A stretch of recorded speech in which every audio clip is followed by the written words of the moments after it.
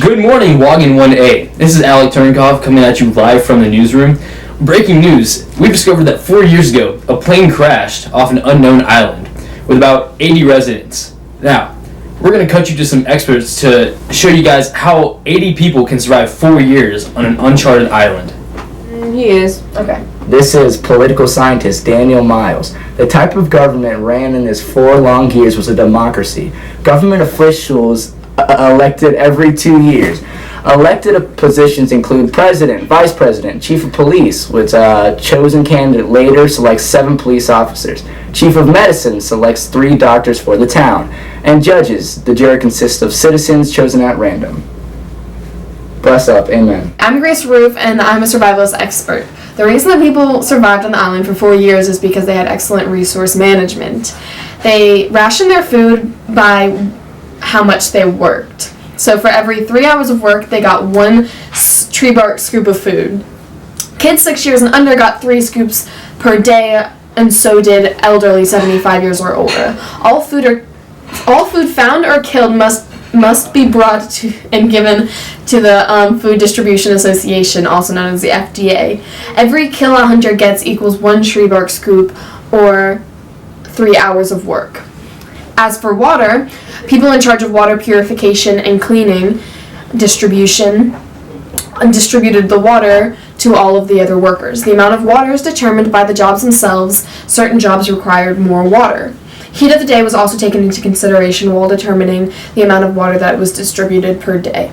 Health care was kept in check by labor laws to ensure the safety of the population. All citizens, doctor considered physically capable between the ages of 6 and 75 must work. Age is taken into consideration while picking jobs. Sickness treatment. All ill must stay in the doctor's sick shelter until declared properly treated. This ensures safety of all citizens. Sanitation was a concern, but all of the restroom facilities were taken care of at least a quarter mile away from general living areas. These facilities must also be downhill from living areas and water bodies, ensuring no cross-contamination that may cause sickness. That's all.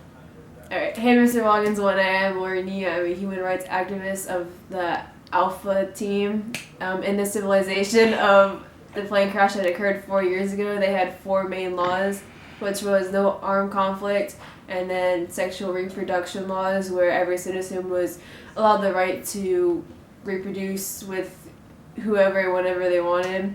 Then they had freedom of speech, where any citizen can say whatever's on their mind as long as it didn't interfere with laws or hold false accusations.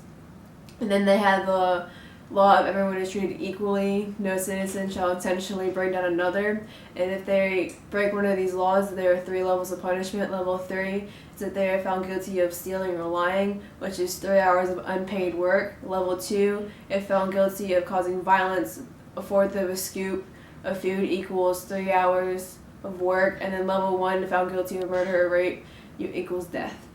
In this civilization, they had jobs based off the amount of people. They had the FDA, which considered 5 citizens, water distribution purification, which consisted of 5 citizens, hunters, which consisted of 10 citizens, food gatherers consisted of 10 citizens, and then the elders, 65 and older, 75 or older, watch young children, ages 6 and under, and then woodworkers, which is 10 citizens, and then the cooks, which were 10 citizens, and that's all for that.